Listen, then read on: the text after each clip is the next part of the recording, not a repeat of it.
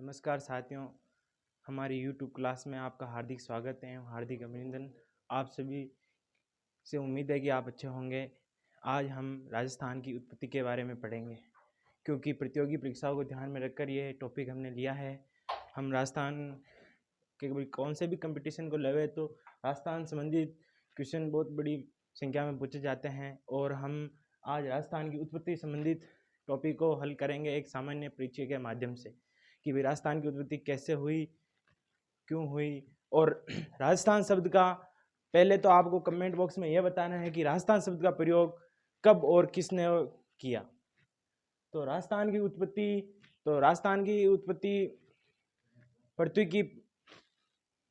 पृथ्वी के वर्तमान स्वरूप की प्रारंभिक अवस्था में 3 भागों में विभाजित थी। एक तो था अंगारा लैंड, और एक था गोंडवाना लैंड, और एक विशाल जलाशय 33 सागर था। तो इसको हम थ्योरेटिकल तरीके से पढ़ेंगे।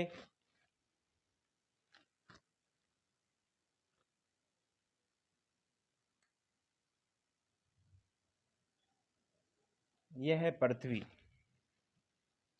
तो कार्बोनियस युग में पृथ्वी पर एक महाद्वीप और एक महासागर था।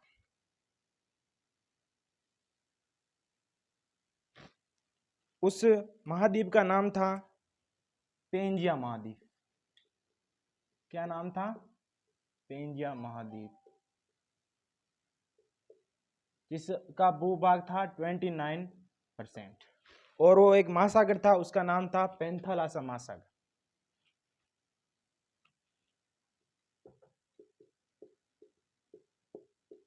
पेंथालासा महासागर, और जिसका भूभाग था 71%। ये कार्बोनिस युग में बताया गया कि भाई पृथ्वी पर एक महाद्वीप और एक महासागर था। तो पृथ्वी जो ये विखंडन हुआ था, तो इनका 1912 में अल्फ्रेड वेगनार ने इनको विभाजित किया था। पेंजिया महाद्वीप का विघटन ट्रायसिक युग में हुआ था। इसी से ही अंगारा लैंड और गोंडवाना लैंड की उत्पत्ति हुई।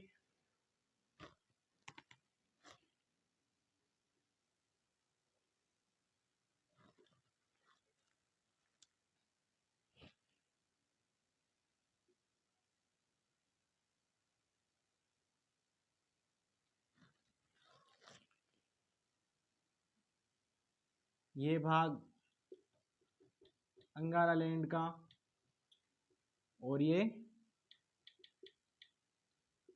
गोंडवाना लैंड का। और जो ये बीच में जो भाग था, ये था 33 सागर।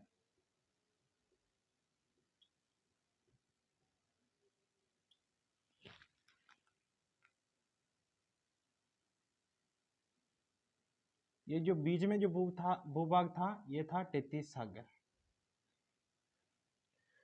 पेंजाब महाद्वीप के विघटन के कारण ही अंगारा लैंड और गोंडवाना लैंड और 33 सागर की उत्पत्ति हुई।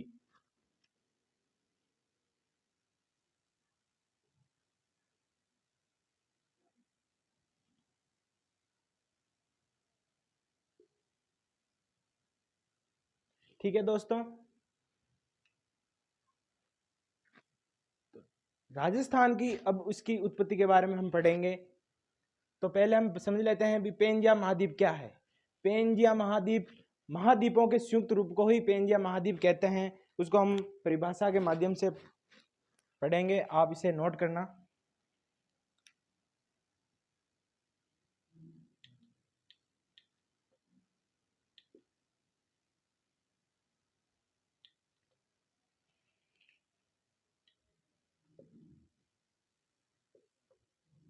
अल्फ्रेड वेगनर के अनुसार महाद्वीपों के संयुक्त रूप को पेंजिया कहते हैं, जो कालांतर या वर्तमान में दो भागों में विभाजित हैं। जो वर्तमान में दो भागों में विभाजित हैं वो दो भाग कौन कौन से हैं, ये भी मैं आपको बताऊंगा। पहले आप इसे नोट कर लें, फिर मैं इसे मिटा देता हूं।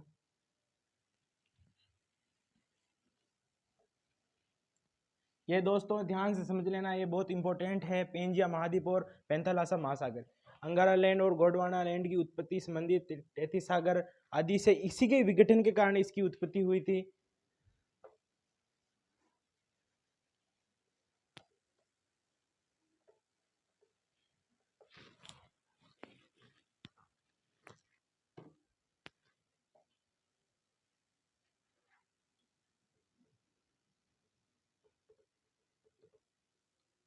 पेंजिया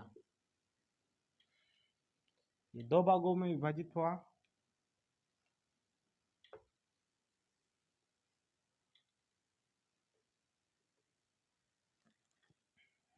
एक तो है उत्तरी भाग, दूसरा है दक्षिणी भाग। उत्तरी भाग में अंगारा लैंड क्षेत्र आता है,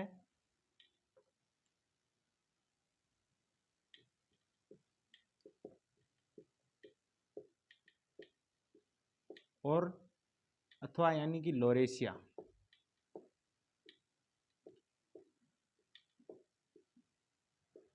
और दक्षिणी भाग में गोंडवाना लैंड।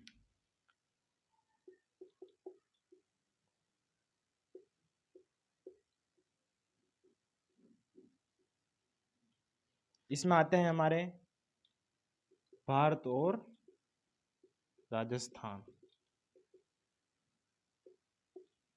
ठीक है दोस्तों, अब हम पेंथालासा को पढ़ेंगे।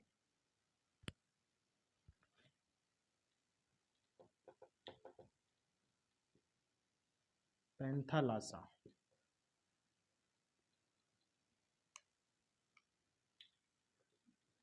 अल्फ्रेड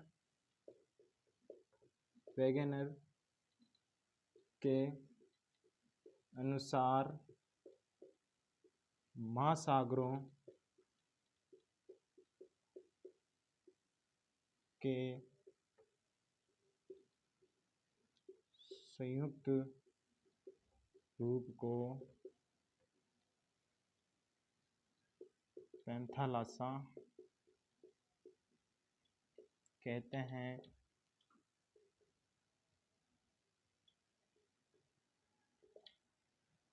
जो प्रशांत सागर के मूल में था, महासागर के मूल में था। ठीक है दोस्तों, अब हम पढ़ेंगे तैतीस सागर।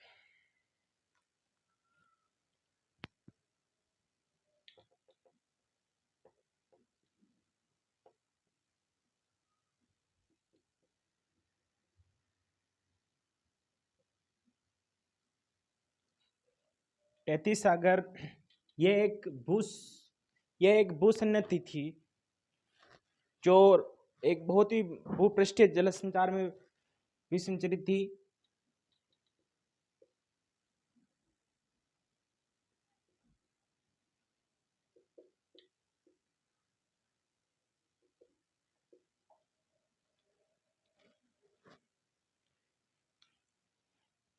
ठीक है दोस्तों, अब हम इनको हमारे राजस्थान से पढ़ेंगे कि राजस्थान का निर्माण कैसे हुआ। नोट कर लो एक बार आप सभी।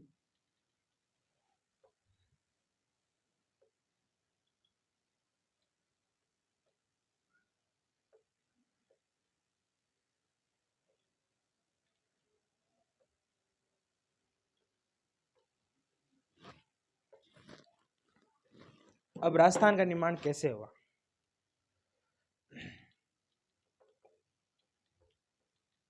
राजस्थान का निर्माण।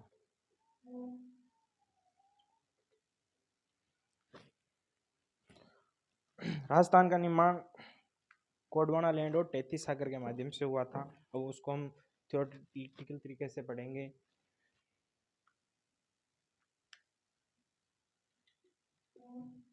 जीटी, जी का अर्थ गोंडवाना लैंड और टी का अर्थ है हमारे तैतीस सागर। ठीक है दोस्तों, अब गोंडवाना लैंड में राजस्थान के कौन कौन से क्षेत्र आते हैं वो ध्यान से देखना। इसमें आते हैं एक तो हमारा मध्यवर्ती पहाड़ी क्षेत्र यानी कि अरावली पर्वतमाला, अरावली, और एक आता है दक्षिण क्षेत्र जो हाड़ौती है, हाड़ौती का पठार और मैदान जो भी है, और इसमें आता है हमारे राजस्थान का पश्चिमी क्षेत्र यानी मरुस्थलीकरण।